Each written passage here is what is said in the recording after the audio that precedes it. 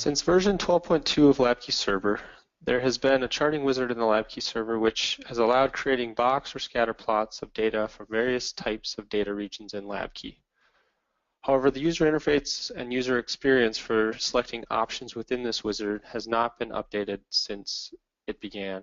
With the 16.3 release of LabKey Server, we did an overhaul of this charting wizard user interface to try and help consolidate the chart field selection and look and feel properties into fewer dialogues, and hopefully to make it easier to explore data and select which chart types you want to see. As an example of the new user interface, I first have here a saved box plot from the prior release of LabKey Server, so version 16.2. So this box plot, as you can see, has 4 different variables from my example study data set physical exams here. One for the x-axis for cohort, the y-axis weight, and then both the data point color and shape are controlled by 2 different variables from that same data set.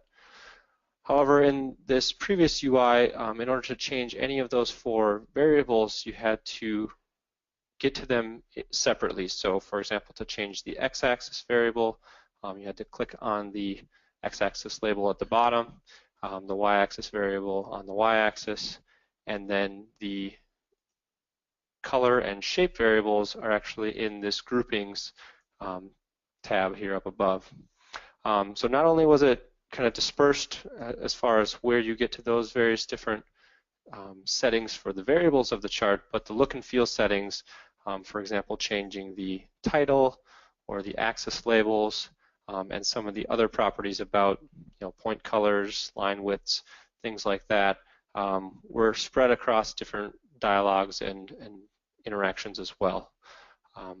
So to show what we changed in version 16.3, on my second tab here, I have recreated the same chart using the same study data set and variables to now show you what the user interface looks like for the charting wizard options.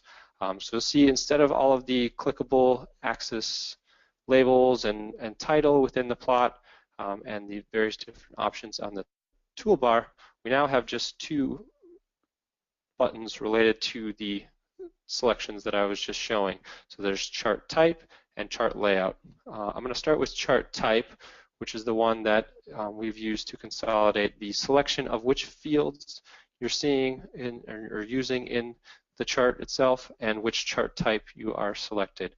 So this dialog allows you to choose the different chart types from the left-hand side here, and it shows the selected variables in green here in the center, along with what those variables are used for the given chart. So x-axis, y-axis, color, and shape in this particular case.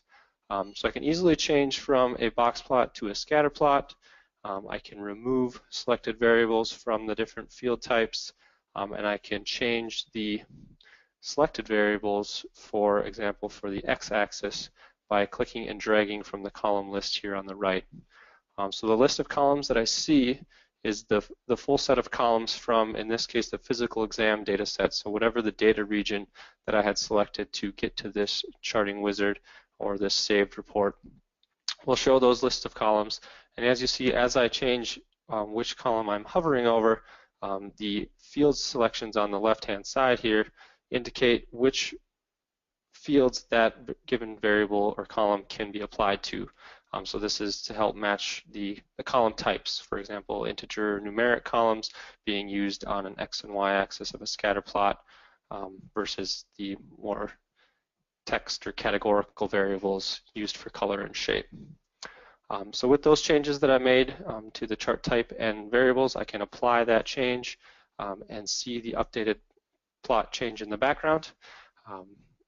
The second set of options that I mentioned are under the chart layout. So this is going to be more of the look and feel settings that we've consolidated into this one tab-based dialog. So on the left-hand side, you'll see the various different categories of properties or inputs that I have for the selected chart type. So in this case, a scatter plot. On the general tab are things about like the title, height, and weight. I can change a few variables just to give you an idea of what that will look like or how that will update in my particular plot.